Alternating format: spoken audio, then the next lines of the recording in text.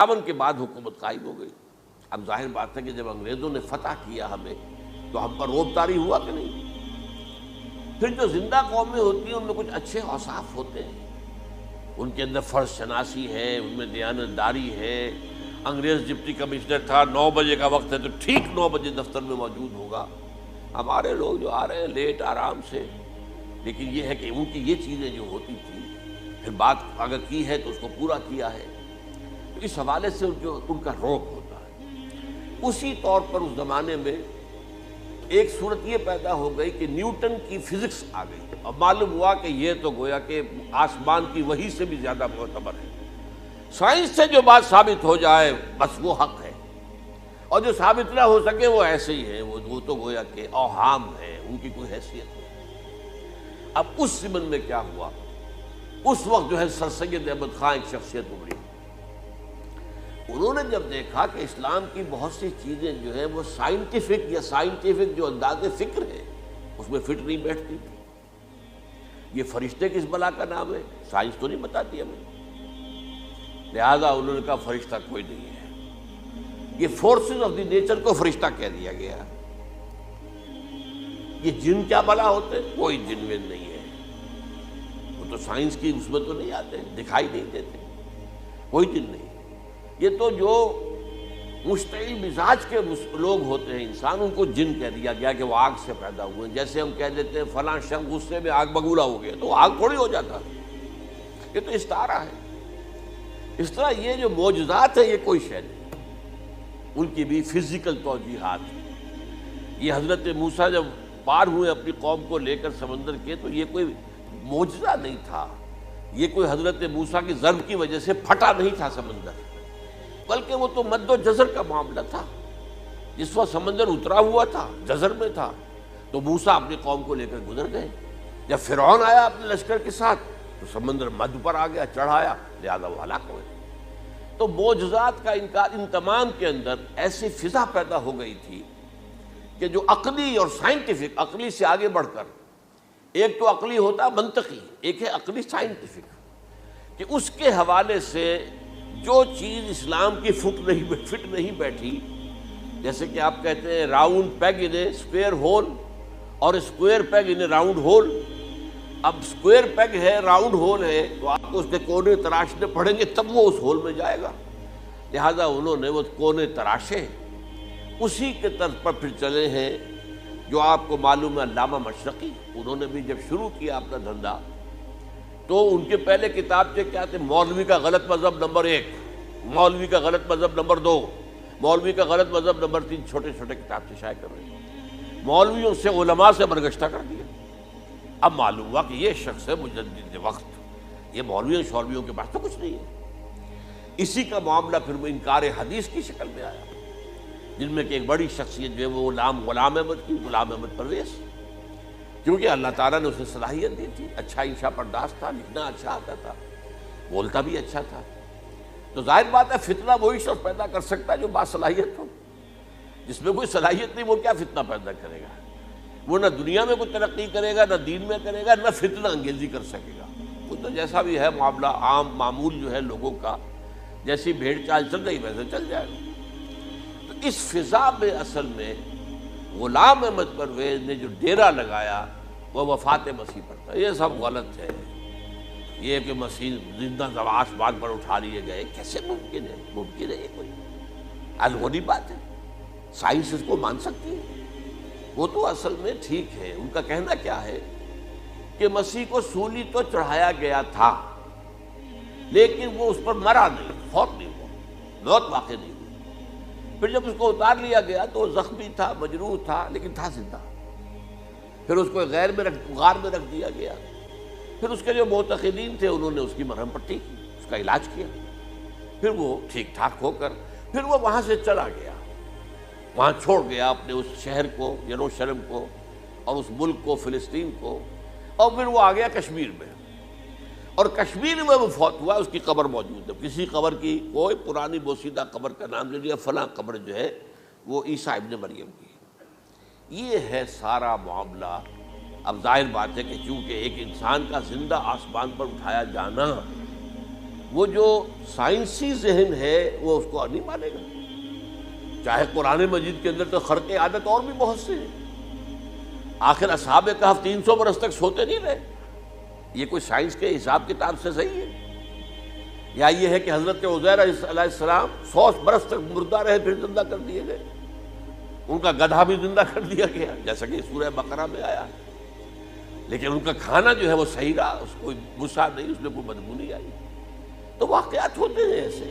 اللہ تعالیٰ جو چاہے کرے خرق عادت. ٹھیک ہے, فطری قانون جو بھی ہے, جو لاز آف دی نیچر اللہ نے بنائے ہیں اور اس کے مطابق ہی دنیا چل رہی ہے, لیکن اللہ تعالیٰ کے ہاتھ ٹوٹ نہیں گئے, بند نہیں ہو گئے, اختیار ختم نہیں ہو گیا. میں کیا کروں, میں تو قانون بنا بیٹھا, اب تو میں کچھ نہیں کر سکتا. میں تو قانون بنا چکا ہوں کہ آگ جلاتی ہے, اب اگر ابراہیم کو آگ میں ڈال دیا تو میں تو نہیں بچا سکتا, اس لیے کہ قانون ہے, وہ میرا بنایا ہوا قانون. لیکن ہم یہ سمجھتے ہیں, ہمارا ایمان ہے اللہ تعالیٰ جو ہے وہ قادر مطلق ہے, وہ جب چاہے اپنے ہی بنائے ہوئے کسی قانون کو توڑے. اسی کو کہتے ہیں خرق عادت. خرق کے معنی ہوتا ہے پھاڑ دینا, توڑ دینا.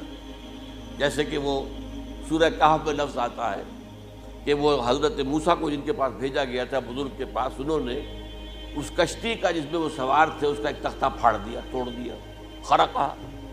تو خرق عادت, عادت سے مراد کیا, عام عادی قانون, laws, physical laws, chemical laws جو بھی دنیا میں چل رہا ہے, بایولوجیکل لاز, ان کو جب چاہے اللہ توڑے اور اپنی خصوصی مشیت کا اس کے اندر اظہار کر دے. اب اس سلسلے میں جو میں نے آیات آپ کو سنائی ہیں اور اسی طرح کی کچھ اور آیات بھی ہیں, ان میں قادیانی نے اور قادیانیوں نے اصل ڈیرا لگایا ہے لفظ وفات پر. اصل میں یہ لفظ کیا ہے, جو لوگ عربی زبان سے واقف نہیں, ان کو بڑی آسانی, وفات وفات وفات, یہ تو آ گیا, توفیتو, توفیتا, متوفی کا, اے موسیٰ میں تمہیں وفات دے دوں گا. اے اللہ جب تو نے مجھے وفات دے دی, تو وفات تو قرآن میں ہے. پھر اس کے ہوتے ہوئے یہ مفسرین کو کیا ہو گیا, ان کا دماغ خراب ہو گیا تھا. یہ تمام محدثین جو ہیں اتنی عقل بھی نہیں تھی. تو یہ وہ بات جو میں پہلے بیان کر چکا ہوں. اب میں آپ کو بتاتا ہوں اصل میں عربی زبان کا قاعدہ. عربی زبان کے اندر ایک سے حرفی روٹ ہوتا ہے, اس سے الفاظ بنتے چلے جاتے. مختلف کھانوں میں پانی ہے, پانی کو آپ نے گلاس میں ڈال دیا, کوئی اور شیپ ہو گئی, کپ میں ڈالا کوئی اور شیپ ہو گئی, اور تشت میں ڈالا کوئی اور شیپ ہو گئی, شیپ تو بدل جائے گی, ہے تو وہی کا وہی پانی. تو اسی طریقے سے مثلاً میں مثال دے رہا ہوں آپ کو, علم یعلم, علم, کسی شے کو جان لیا. علم یعلم, اعلاماً, کسی کو کچھ بتا دیا. علم خود جان لیا, اور علم یعلم اعلاماً, کسی کو کچھ بتا دینا. علم یعلم تعلیماً, کسی کو کوئی بات بڑی اچھی طرح ذہن نشین کرانا, بار بار دہرانا, سمجھا دینا, یہ تعلیم ہو گئی. تعلم یتعلم تعلماً, خود علم حاصل کرنا. اب علم یعلم سے عالم بنا, اور علم یعلم سے معلم بنا, اور تعلم یتعلم سے خود علم حاصل کرنا, اس سے متعلم بنا. متعلم جو کہ علم حاصل کر رہا ہے. اسی طرح استعلام, علم حاصل کرنا, کسی چیز کے بارے میں, جسے ہندی میں کہتے جانکاری حاصل کر لینا, اویئرنیس حاصل کر لینا. اب وہی لفظ ہے علم. اب کہیں آپ اس کے مادے کو دکھا کر اور اس کے معنی میں الٹ پھیر کریں گے تو جو شخص عربی زبان سے واقف نہیں وہ تو نہیں جانے گا. اسی طرح کی مثال ہے وفا, وفا یفی, وقا یقی, وفا یفی, اوفا یوفی ایفاءً, وفا یوفی توفیتاً, توفا یتوفا تعفن, اور استیفاء. یہ اسی طریقے سے میں نے مثال آپ کو دے دی. وفا یفی کے مادے سے اس مصدر سے کوئی لفظ قرآن میں نہیں آیا, لیکن اردو میں آپ کو معلوم ہے نا, بڑا پیارا مصرع ہے. وہ وعدہ ہی کیا جو وفا ہو گیا. بھئی وعدہ وفا کرو, وعدہ پورا کرو, اس کے معنی ہے پورا کر دینا, کسی کو کوئی چیز پوری دے دینا. اور اس کے بعد اوفا یوفی, اس کے معنی بھی وہی ہے, بھرپور. اس سے بنے گا اوفو بعہدی اوف بعہدکم. یہ جو سورہ بقرہ کے 5ویں رکوع میں آیا ہے, یہودیوں تم میرے عہد کو پورا کرو تو میں تمہارے عہد کو پورا کروں گا، تم میرے عہد کو پورا کرو۔ میں نے تم سے عہد لیا تھا کہ جو رسول نبی امی آئیں گے، نبی رسول امی، اس کو تمہیں ماننا ہے، اس کا ساتھ دینا ہے۔ اوفو بعہدی، اب اس عہد کو پورا کرو۔ اوف بعہدکم، تو میں تمہارے ساتھ برکات خیرات جیسی پہلے رہی ہیں ابھی باقی رکھوں گا۔ وفا یوفی، پورے اہتمام سے پورا کر دینا، کسی کو دے دینا چیز پورے اہتمام کے ساتھ، جیسے علم یعلم، پورے اہتمام کے ساتھ درجہ بدرجہ ایک بات ذہن نشین کرنا۔ یوفی، اس کا جیسے وَإِبْرَاهِيمَ الَّذِي وَفَّى، ذرا اس ابراہیم کا تذکرہ کرو جس نے سارے تقاضے جو اللہ کے تھے پورے کر دیے، بھرپور۔ جو امتحان آیا اس میں وہ ثابت قدم نکلے۔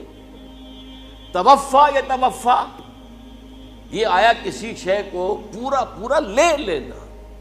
اب ایک ہے پورا پورا دے دینا، ایک ہے پورا پورا لے لینا، ایک ہے کسی کو علم دینا، علم یعلم تعلیما، کسی کو پورا دینا، وفا یوفی توفیتن، کسی سے علم حاصل کرنا، تعلم یتعلم تعلما، کسی سے پورا پورا لے لینا ہے، توفا یتوفی، اور اسی طرح استیفاء، کسی سے پورا لے لینا۔ یہ لفظ آیا ہے ویل للمطففین الذین اذا اکتالوا علی الناس یستوفون واذا کالوہم ووزنوہم یخسرون۔ ہلاکت و بربادی ہے ان ڈنڈی مارنے والوں کے لیے جو جب تول کر لیتے ہیں تو پورا لیتے ہیں، اور جب دیتے ہیں تو اس میں کمی کر دیتے ہیں، ڈنڈی مار جاتے ہیں۔ الا یظن اولئک انہم مبعوثون، کیا انہیں یاد نہیں رہا ہے کہ یہ دوبارہ اٹھائے جائیں گے، اللہ کے سامنے کھڑے ہوں گے، حساب ہوگا پورا پورا پیسے پیسے کا۔ تو یہ میں نے آپ کو اس گردان سے بتا دیا کہ ایک ہی لفظ جو ہے وہ کتنے معنی دے رہا ہے۔ مادہ ایک ہے، وفا یوفی پورا کر دینا، اوفا یوفی پورا کر دینا، لیکن توفا یتوفی پورا لے لینا، استیفاء پورا لینا، اذا اکتالوا علی الناس یستوفون واذا کالوہم ووزنوہم یخسرون۔ اب دیکھیے اس میں قرآن مجید جو ہے اس کے ضمن میں سب سے جو فیصلہ کن آیت ہے وہ سورہ زمر کی ہے، اور یہ جو میں نے پچھلی مرتبہ بھی آپ سے کہا تھا، لا یاتیہ الباطل من بین یدیہ ولا من خلفہ، قرآن پر باطل حملہ آور ہو ہی نہیں سکتا، نہ سامنے سے نہ پیچھے سے۔ اب دیکھیے یہ ساری آیتیں جن میں حضرت مسیح کا ذکر ہے اور وفات کا لفظ جو ہے مختلف صورتوں میں استعمال ہوا ہے، اس میں سورہ زمر جو کہ مکی صورت ہے اس میں ہے وہ کانٹے دار آیت جس سے مسئلہ حل ہوتا ہے۔ وہ کیا ہے؟ وہ میں نے آپ کو سنائی ہے، اللہ یتوفی الانفس حین موتہا، اللہ قبض کر لیتا ہے، لے لیتا ہے نفس کو اس کی موت کے وقت، واللتی لم تمت فی منامہا، اور جس کے مرنے کا وقت نہیں آیا، مرا نہیں ہے، اس کی نیند میں لے لیتا ہے۔ فیمسک التی قطع علیہ الموت، تو جس پر موت کا فیصلہ ہو چکا ہے اس کو تو روکے رکھا ہے، موت کے وقت لیا اور روکے رکھا، اور ویرسل اخرى الی اجل مسمی، اور جو دوسرے ہیں جن کی موت کا وقت نہیں آیا ان کو مؤخر کر دیتا ہے، واپس کر دیتا ہے، لوٹا دیتا ہے۔ سوال یہ نیند میں کیا چیز اللہ لیتا ہے؟ کیا جان لیتا ہے؟ ظاہر بات ہے نہیں، شعور نہیں چلا۔ ایک ہے انسان کا شعور، وہی تو سب سے اعلیٰ شے ہے، سب سے اونچی چیز تو وہی ہے۔ یہ شعور ختم ہو گیا تو انسان کہاں رہا؟ اس کے نیچے جو کچھ ہے وہ تحت شعور ہے، سب کانشیس مائنڈ۔ تو خواب واب جو ہوتے ہیں وہ سب کانشیس مائنڈ کے ہوتے ہیں، وہ کانشیس مائنڈ کے تو نہیں ہوتے۔ جو کانشیسنس ہے، شعور جو ہے، اور خاص طور پر خود شعوری، وہ نیند میں اللہ سلب کر لیتا ہے۔ تو محض شعور کے لیے بھی وفات کا لفظ آ گیا۔ ابھی تو جان یہی ہے، جو سویا ہوا ہے وہ مرا تو نہیں ہے، زندہ ہے۔ البتہ جب جس کو ہم موت کہتے ہیں وقت آیا تو شعور بھی لے لیا، جان بھی لے لی، دو چیزیں لے لی۔ حضرت عیسیٰ پر پورا اطلاق ہوا، مجسم عیسیٰ کو لے لیا، شعور بھی لے لیا، جان بھی لے لی اور بدن بھی لے لیا۔ تو گویا کہ لفظ توفا کا کامل اطلاق تو صرف عیسیٰ پر ہو رہا ہے۔ ہم جب مرتے تو ہمارا جسم تو یہی رہتا ہے، وہ تو گیا قبر میں، پورا قبض نہیں کیا اس نے، پوری شے کو اپنے قبضے میں نہیں لیا، جسم تو یہی ہے۔ لیکن یہ کہ موت کے اندر ظاہر بات ہے کہ جان گئی، اور جان ہی اصل چیز ہے۔ جب جان نکل گئی تو یہ کیا ہے؟ یہ تو یوں سمجھیے کہ اب ایسی چیزیں جلدی سے قبر میں دبا دو ورنہ یہ سڑے گی، گل جائے گی، اور قبر میں بھی کیا ہوگا؟ کیڑے ویڑے کھائیں گے، ختم کریں گے، الا ماشاءاللہ جس کو اللہ چاہے۔ انبیاء کرام اور شہداء کی جسموں کو اللہ تعالیٰ نے محفوظ رکھا ہوا ہے، واللہ عالم۔ تو اس اعتبار سے تو اب توفا، اللہ یتوفی الانفس حین موتها، اب لفظ کا لفظ دیکھیے، یہ قرآن مجید میں نہ معلوم کتنے معنی میں آیا۔ ایک تو پورا وجود کسی کا یہ نفس ہے، میرا نفس، نفسی نفسی نفسی، کیا ہوگا جب قیامت کے دن ہم بول رہے ہوں گے؟ اور جو اللہ کے لیے بھی لفظ آ گیا نفس، نفس کے معنی ہم جب بولتے ہیں عام طور پہ تو وہ تو برے سمجھ میں بولتے ہیں، بھائی یہ نفسانی تقاضے ہیں، ان کو ذرا دبا کے رکھو۔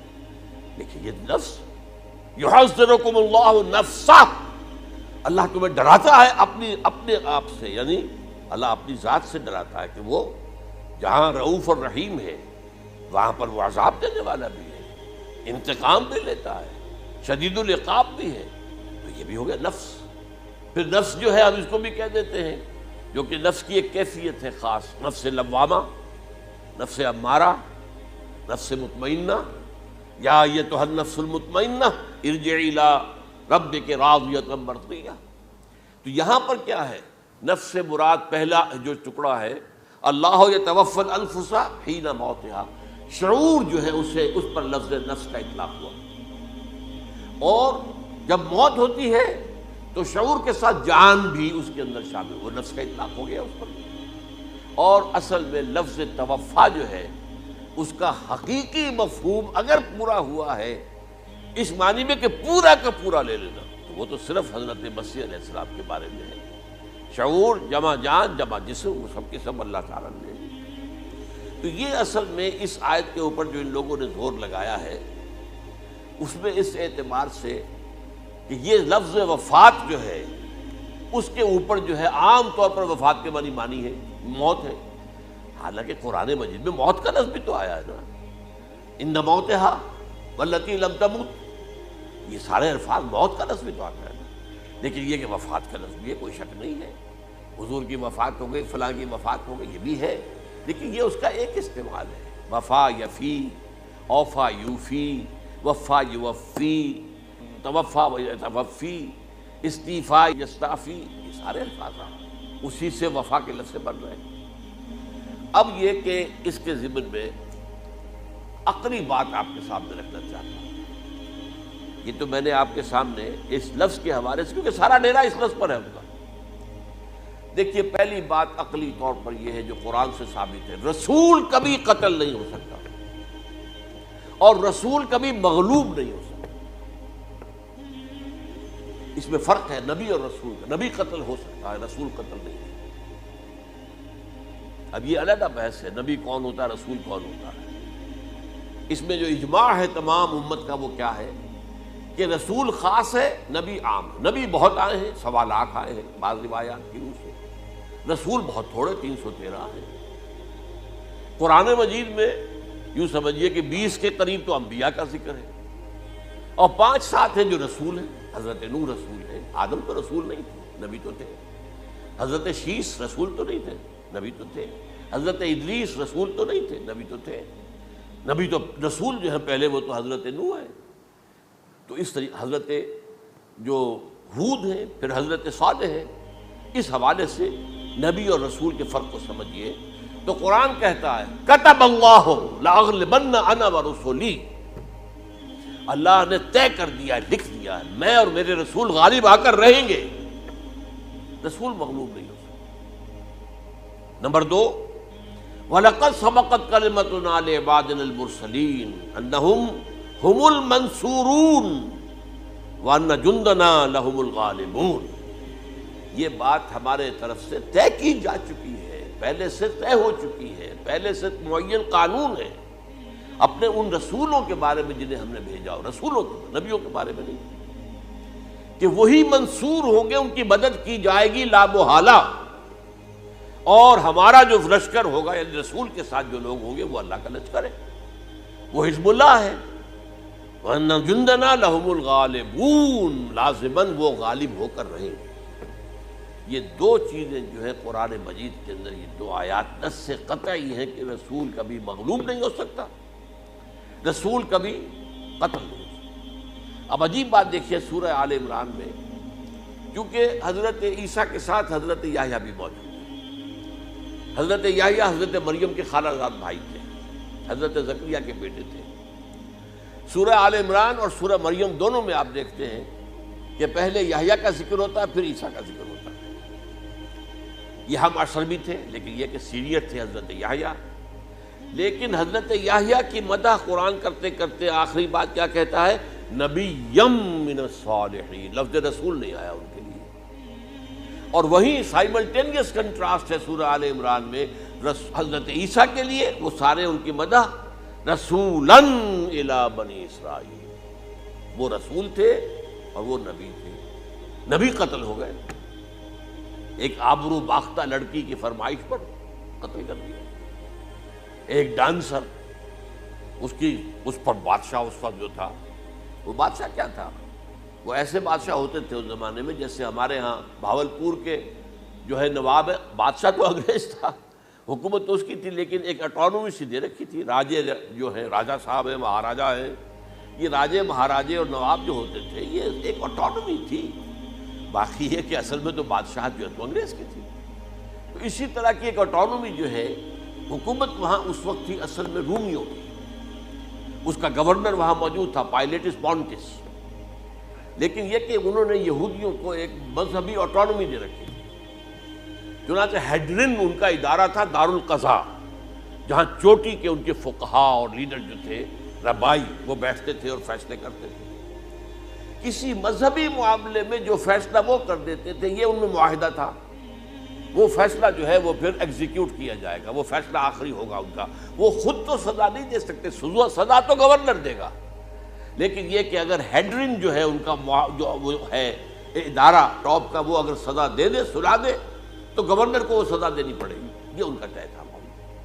تو اس نے حضرت مسیح علیہ السلام کو مرتد قرار دیا، جو ہیڈرن ان کا سب سے اونچا ادارہ تھا۔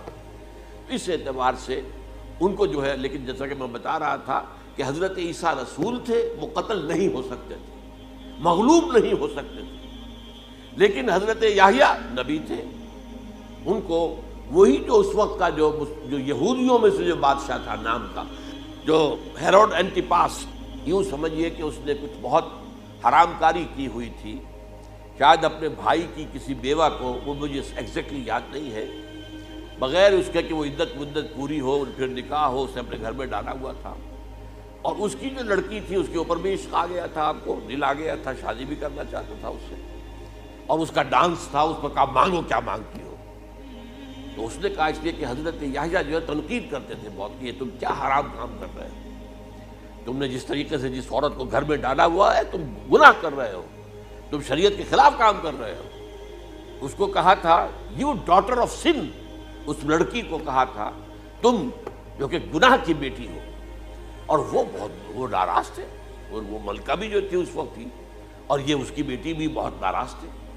تو انہوں نے کہا، مجھے وعدہ لے لیا کہ دیکھو جو کہہ رہے ہیں، جو مانگوں گی مانگنا پڑے گا، ہاں مانگوں گا، مجھے یحییٰ کا سر چاہیے۔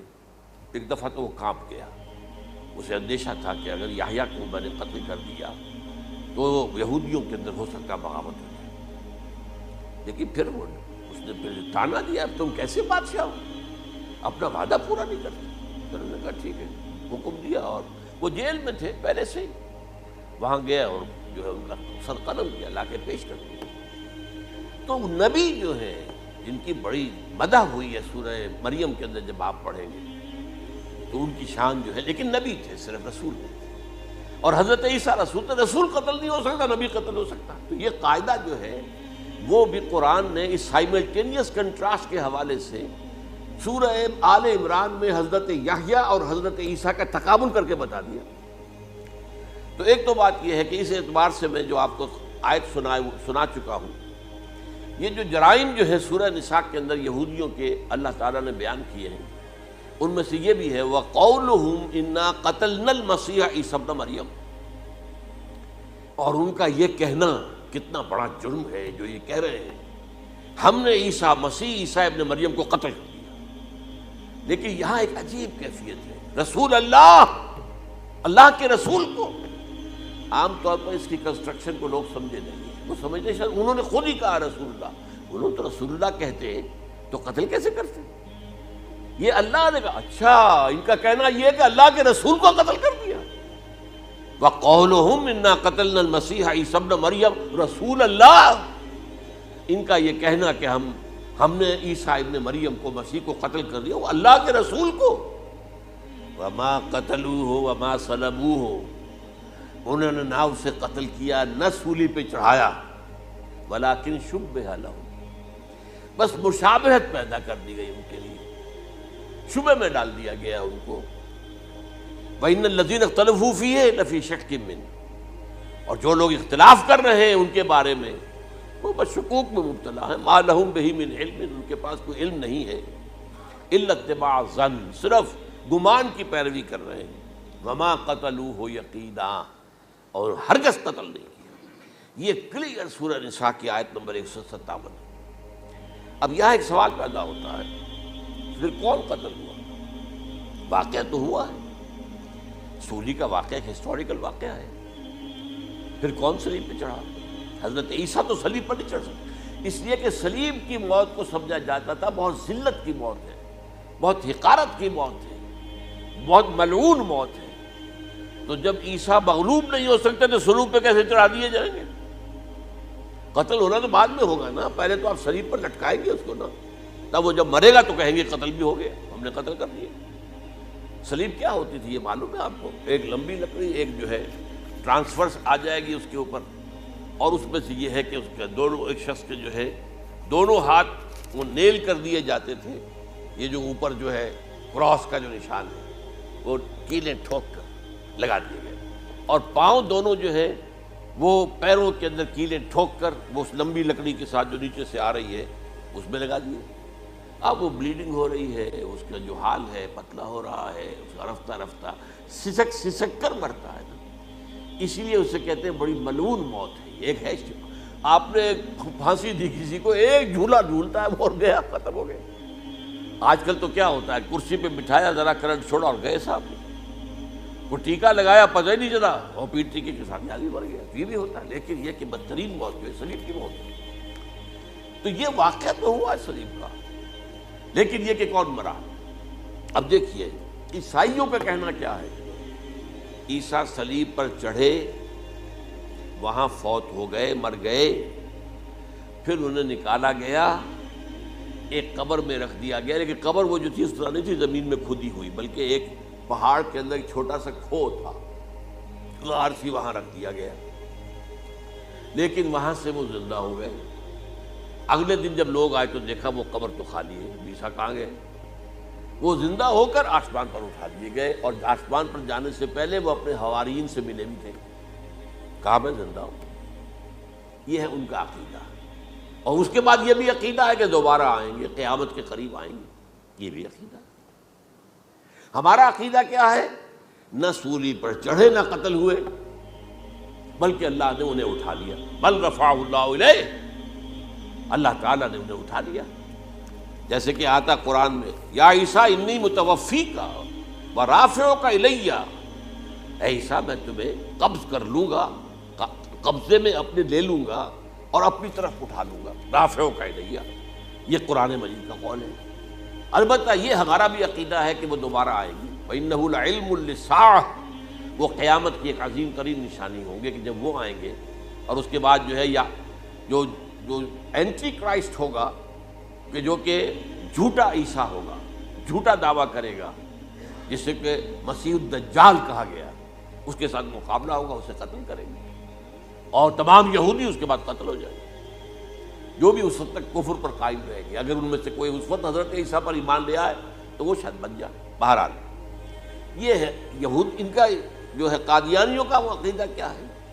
سولی پر تو چڑھا، گویا کہ ذلت والی بات تو ہو گئی، مغلوب تو ہو گیا، قرآن کی نفی اس پہلے کیوں، وما صلبوہ وما قتلوہ، تو گویا کہ سولی پر چڑھ گیا تو وہ بدترین جو ہے تکلیف، مصیبت، مشقت وہ ساری تو آ گئی، مغلوبیت تو آ گئی، لیکن یہ کہ اس کے بعد کہتے ہیں مرا نہیں، وہ ابھی وہ سسک ہی رہا تھا کہ اتار دیا گیا۔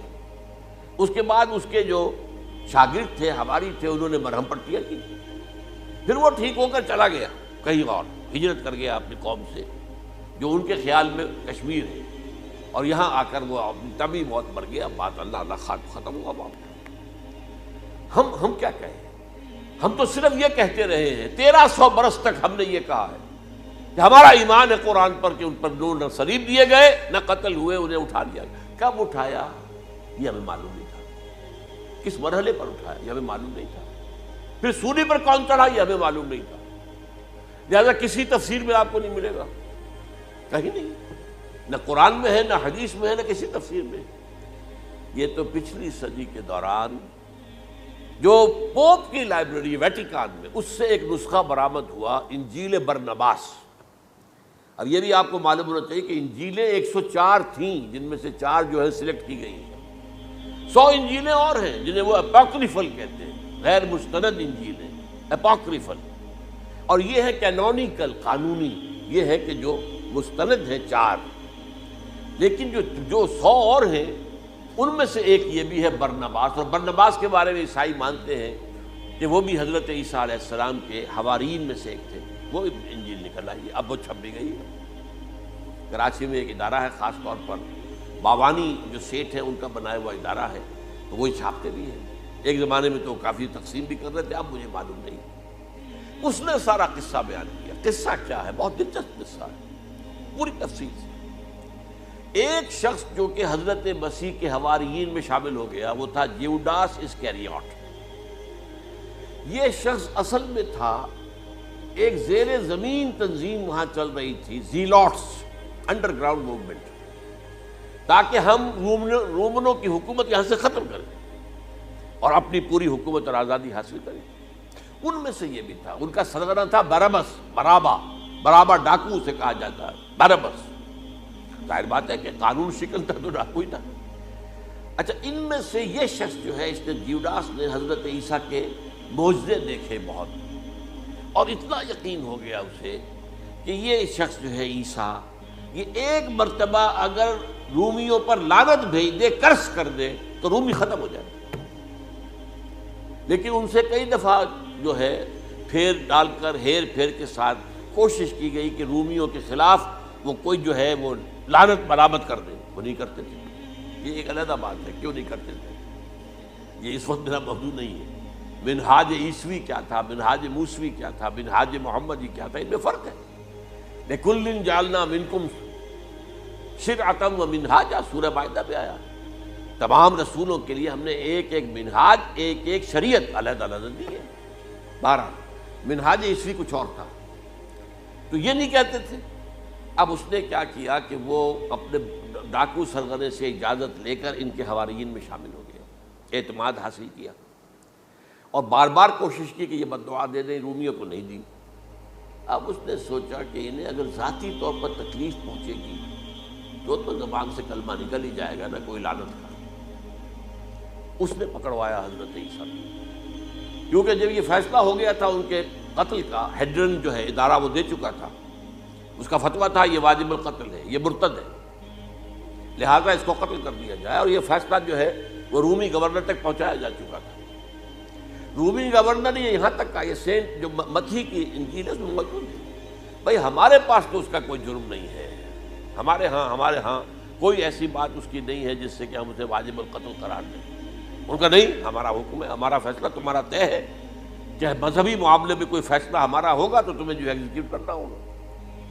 بہرحال اس وقت حضرت مسیح روپوش ہو گئے گرفتاری سے بچنے کے لیے، ایک باغ میں تھے وہ، وہاں پر رات کے وقت انہوں نے اپنے حواریین کے ساتھ لاسٹ سپر کہتے ہیں اس کو، لاسٹ سپر کھانا کھایا، آخری کھانا تھا، اور اس کے بعد اس میں فرمایا آج کی رات تم میں سے ایک میرے خلاف غداری کرے گا، یہ کہہ کر حضرت مسیح تو ایک کوٹھڑی میں چلے گئے، جو ہوتی ہے باغ کے اندر، کوئی کھرپے ورپے جو ہے، کوئی وہاں پہ کسیاں رکھی ہوئی، تو اس میں خود جا کر عبادت میں مصروف ہو گئے۔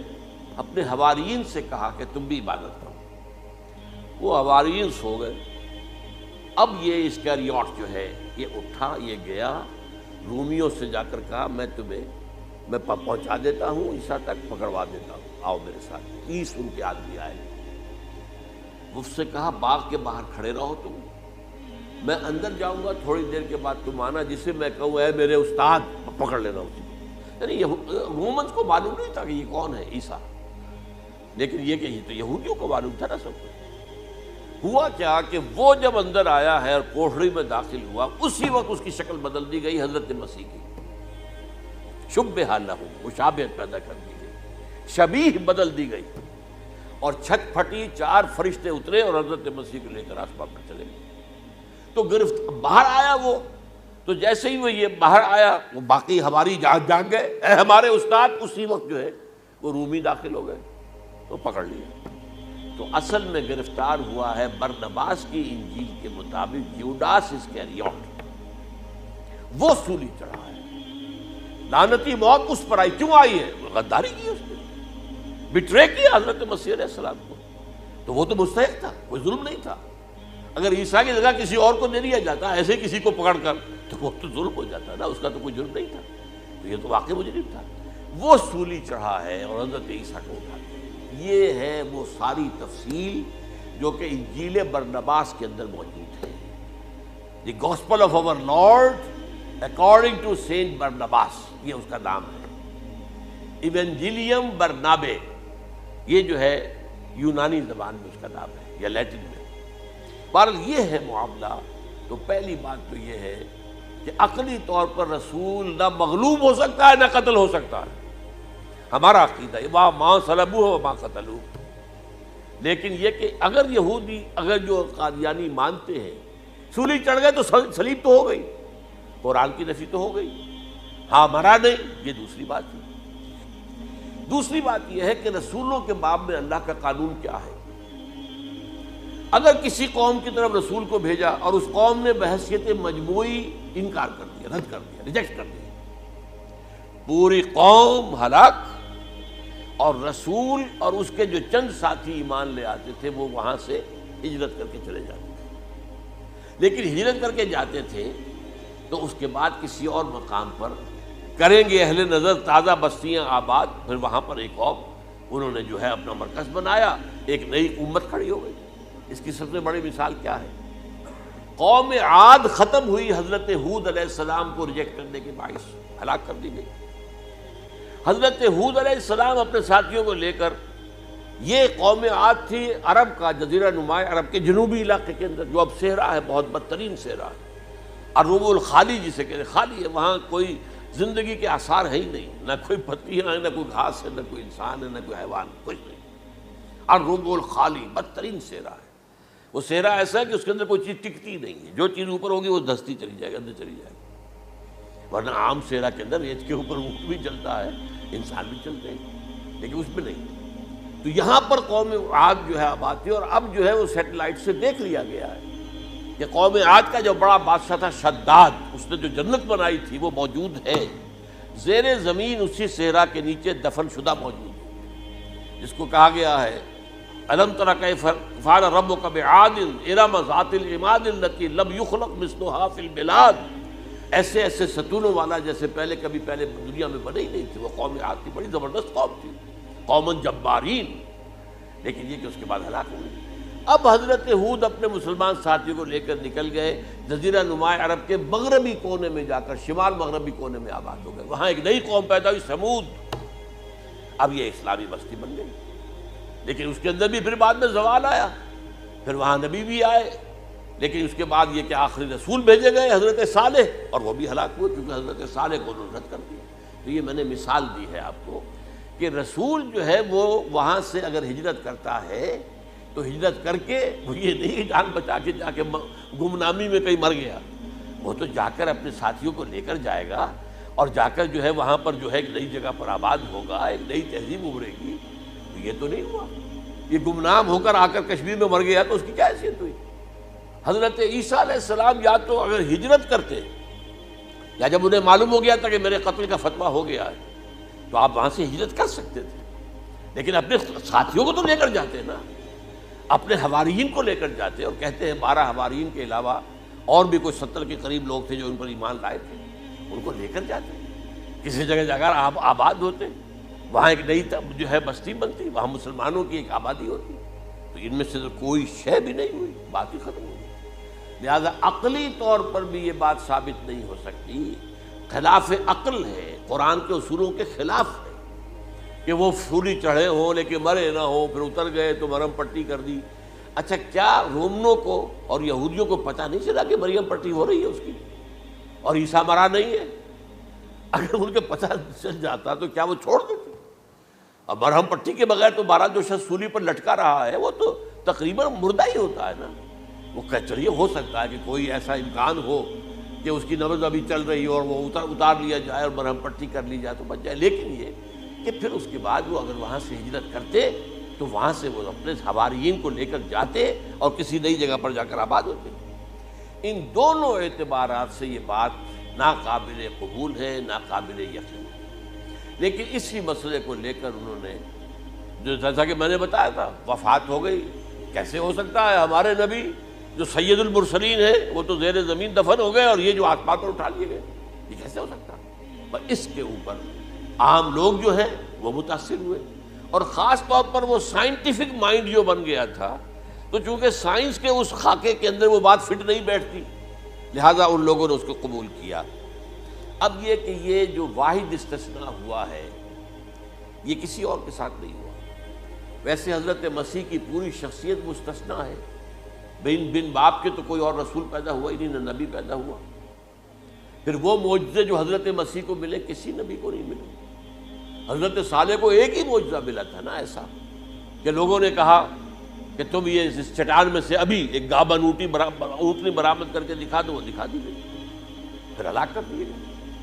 لیکن جو اور معجزے حضرت مسیح کو دکھائے وہ بچپن میں بولے ہیں، گود میں تھے یا پگوڑے میں تھے، بولے ہیں انی عبد اللہ آتانی الکتاب وجعلنی نبیا۔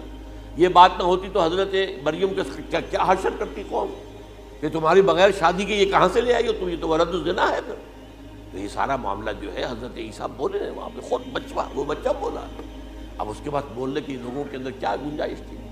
زندہ کو مردہ کر دینا، قوم باذن اللہ، مردہ زندہ ہو گیا، اور تخلیق حیات، ایک پرندہ بنانا گارے کا، پھونک مارنا اور اڑتا ہوا پرندہ بن جائے، ایک کوڑی کے جسم پر ہاتھ پھیرنا اور کوڑ ختم، ایک مادرزاد اندھے کی آنکھوں پر ہاتھ پھیرنا اور بینائی آ گئی۔ یہ سارے معجزات مستثنیٰ شخصیت، ان کا یہ استثناء کیوں کیا گیا؟ یہ بڑی تلخ بات ہے، یہ یاد کر لیجیے، کیونکہ یا تو قوم اسی وقت ہلاک کر دی جاتی جیسا کہ ہوا قوم نوح، قوم ہود، قوم عاد، قوم ثمود، قوم شعیب، یہ ہوا کہ نہیں ہوا؟ اور صدوم اور عمورہ کی بستیاں جہاں حضرت لوط بھیجے گئے، اور آل فرعون جو ہلاک کیے گئے، یا تو پوری قوم ہلاک کی جاتی نہیں۔ یہ یوں سمجھیے کہ اس پورے معاملے کو درمیان میں سے ایک وقفہ دے دیا گیا، حضرت عیسیٰ کو اٹھا لیا گیا، اور حضرت عیسیٰ دوبارہ آئیں گے۔ یہ کیوں کیا گیا؟ اب اس میں بڑی تلخ بات آپ سے کہہ رہا ہوں، یہ آپ کے لیے قبول کرنا آسان نہیں، حلق سے نیچے اٹھنے کی مشکل سے۔ اس قوم کو زندہ رکھا گیا ہے جو ملعون اور مغضوب علیہم قوم ہے۔ سب سورہ فاتحہ میں مفسرین لکھتے ہیں ضالین یہ نصارہ ہے اور مغضوب علیہم یہ یہودی ہے، اور قرآن کہتا ہے لعن الذین کفروا من اہل الکتاب علی لسان داؤد عیسی ابن مریم، لعنت کی گئی ایک ملعون اور مغضوب قوم کے ہاتھوں آخری امت محمد، اور اس کا بھی بہترین حصہ، اس پر عذاب ان کے ہاتھوں آئے، عربوں پر عذاب یہودیوں کے ہاتھوں، اس لیے ان کو بچایا گیا۔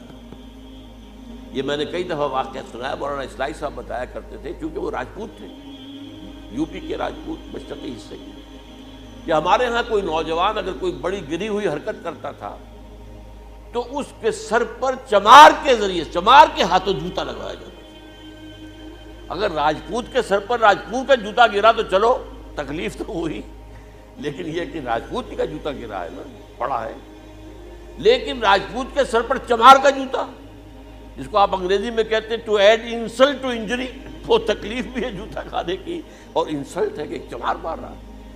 یہ امت سب سے خیر امت ہے، کنتم خیر امت اخرجت للناس۔ اس کے لیے عذاب بھی بدترین آئے گا، اور کن پر آئے گا؟ اس امت کا جو اصل نیوکلیس ہے عرب، جس کے بارے میں حضور کی حدیث موجود ہے ویل للعرب، عرب کے لیے بہت بڑی ہلاکت ہے۔ اور آج ہماری نظر میں آ رہا ہے وہ ملعون اور مغضوب علیہم قوم، ان کے سینے کے اندر خنجر کی طرح بھونکی گئی ہے، اور 30 کروڑ کے قریب عرب بے حمیتی، بے غیرتی، بزدلی، کمزوری، ذلت، مسکرت کی مثال بنے ہوئے۔ کوئی بول سکتا ہے اس اسرائیل کے خلاف؟ کوئی بول سکتا ہے؟